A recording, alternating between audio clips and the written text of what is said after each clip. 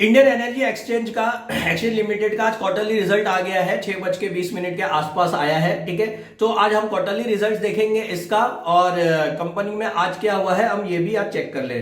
देखिए, आज कंपनी की जो ओपनिंग प्राइस थी वो 251 के आसपास ओपन हुआ कंपनी, और कंपनी 5% डाउन फॉल से करेक्शन पे 239.05 पे यहाँ पे कंपनी क्लोज हो गई है यहाँ पे। ठीक है, तो फॉल जारी है, पूरे मार्केट में फॉल जारी है। और जैसे कि मैं हमेशा एक चीज नोटिस करता हूं, मिड कैप और स्मॉल कैप स्पेस में जब भी मार्केट में पूरा फॉल होता है, तो अगर कोई लार्ज कैप में अगर 5% का फॉल है तो मिड कैप में 10% का फॉल होगा।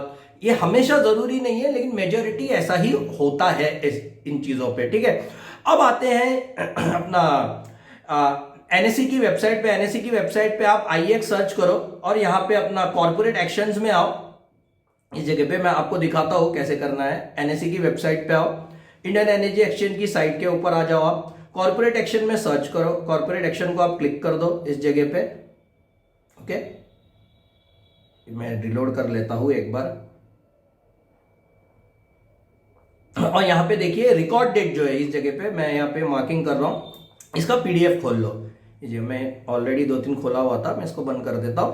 ठीक है, देखिए जैसे डेटेड जनवरी 24, 2022 का है। अब यहाँ पे पहली चीज तो मैं ये आपको बता दूं कि ये इन्होंने डिविडेंड का अनाउंस किया है। इंटरिम डिविडेंड 1 रुपए का, 1 रुपए की face value, share of face value पे 1 रुपए का डिविडेंड अनाउंस किया है इस जगह पे। तो 1 रुपए का आपको डिविडेंड, जो रिकॉर्ड डेट है फरवरी 4, 2022 की है। मीन जब डिविडेंड आएगा फरवरी 4, 2022 को आपके अकाउंट में रिफ्लेक्ट हो जाएगा। अब हम यहाँ नीचे आते हैं सीधा। देखिए यहाँ पे जो रिजल्ट है ना, ये पहला वाला जो है ना, ये आपका स्टैंड अलोन रिजल्ट है। देखिए ये स्टैंड अलोन रिजल्ट है, तो स्टैंड अलोन को हम नहीं देखेंगे, हम यहाँ पे नीचे कंसोलिडेटेड रिजल्ट्स को देखते हैं। ओके, मैं यहाँ पे एक सेकेंड मेरे लैपटॉप के ऊपर भी एक बार डेटा खोल लेता हूं ताकि मुझे दोनों साइड देखने में थोड़ी आसानी हो जाएगी। ओके, अब यहां पे देखिए, सबसे पहला मैं आपको बता रहा हूं, कंपनी के मेजरली जो पीडीएफ के रिजल्ट्स आते हैं ना, उसमें चीजें लैक्स में होती है। मींस ये 11,754 लैक्स, ये 11,037, ये सब लैक्स में ये लोग गिनते हैं। तो आपको हमेशा इसको करोड़ में देखना है। आप नेट के ऊपर कन्वर्ट कर लो, आपको मिल जाएगा सीधा सीधा कि ये 11,037 को आपको या 10 से डिवाइड करो तो आपको समझ में आ जाएगा। तो हमको जैसे कंपैरिजन करना है दिसंबर 2020 के रिजल्ट को दिसंबर 2021 से पहले कंपैरिजन करेंगे।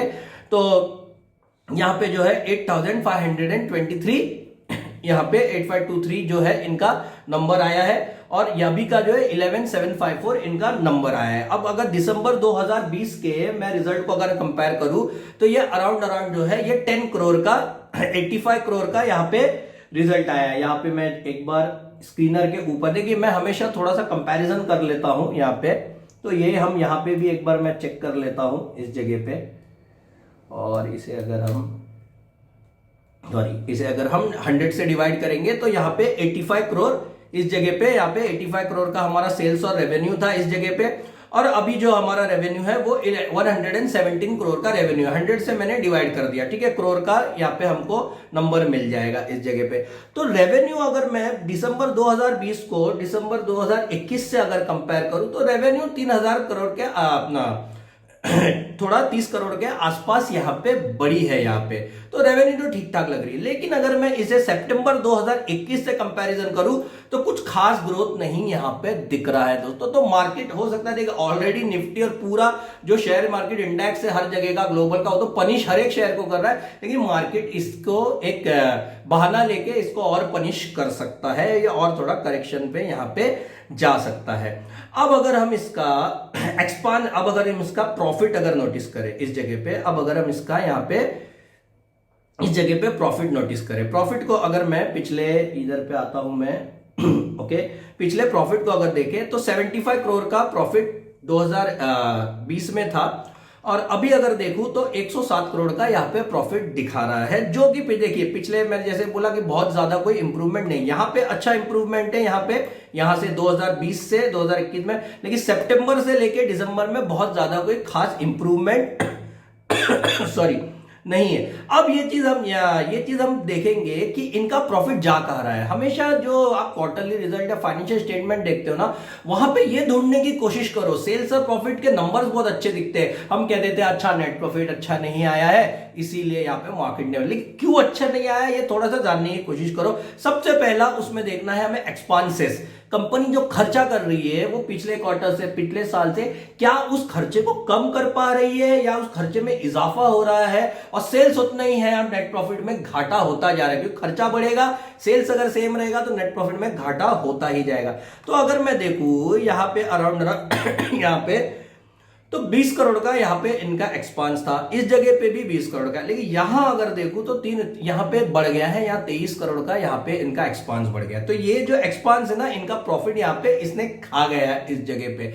तो ये एक वजह है जो आईएक्स का जो प्रॉफिट मार्जिन है यहाँ पे कम हो गया है। अगर आप यहाँ नीचे और भी डिटेल में देखेंगे तो आपको बहुत सारा यहाँ डिटेल दिखेगा, लेकिन मैंने आपको मोटा मोटा यहाँ पे बता दिया।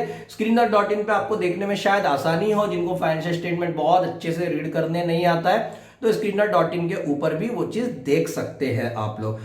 अब दोस्तों एक और एक खबर है जो मैं आपको दे दूं, थोड़ी शायद पुरानी हो। आईएक्स ने जो आईजीएक्स का एक काम था, इंडियन गैस एक्सचेंज, जो गैस में डीलिंग कर सकते हैं, ठीक है, तो उसका जो 4.93% के जो खुद की इक्विटी स्टेक थे उसको बेच दिया था, इंडियन ऑयल कॉर्पोरेशन को हैंडओवर कर दिया था, ठीक है।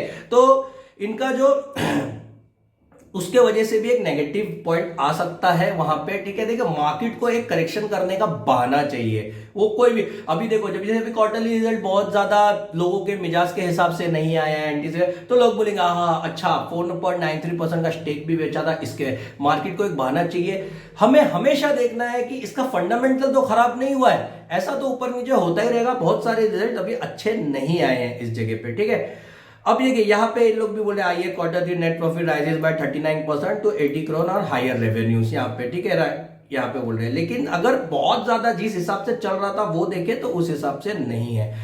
अब दोस्तों इसका क्या इफेक्ट पड़ेगा ये तो हमें कल ही पता चलेगा, इस पे ऑलरेडी करेक्शन पे जा रहा है, तो ज्यादा आप लोग भाप नहीं पाओगे कि मार्केट ने इसे पनिश किया है या मार्केट या लोगों ने इसे पनिश किया है या मार्केट की वजह से गिर रहा है, तो ज्यादा सोचना नहीं है दोस्तों यहाँ पे।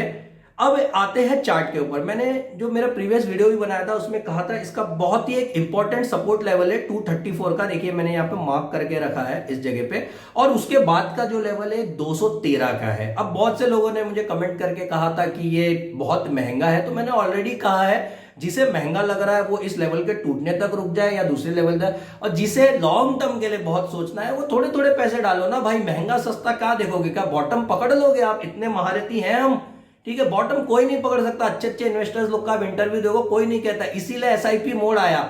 आपको थोड़ा, आपको लग रहा है ये सस्ता है या महंगा है, आप थोड़ा पैसा डाल दो, आपको डालना है और गिर जाएगा और थोड़ा एवरेज आउट हो जाएगा। आप बॉटम पकड़ के चलने जाओगे तो कोई शेयर पकड़ नहीं पाओगे ना, और शेयर मार्केट में सर्वाइव आप कर ही नहीं पाओगे यहाँ पे, ठीक है। आप वीडियोस देख लो, दूसरे आईएक्स के वीडियो है, आ जाएंगे आई बटन में, वो आप चेक कर लेना। तो होप मैंने आपको मोटा मोटा क्वार्टरली रिजल्ट समझा दिया होगा। अगर आपको कोई भी डाउट है तो आप कमेंट में पूछ सकते हैं। वीडियो पसंद आया तो लाइक करो, शेयर करो, कमेंट करो, चैनल को सब्सक्राइब करो। बाय दोस्तों, टेक केयर, फिर मिलेंगे।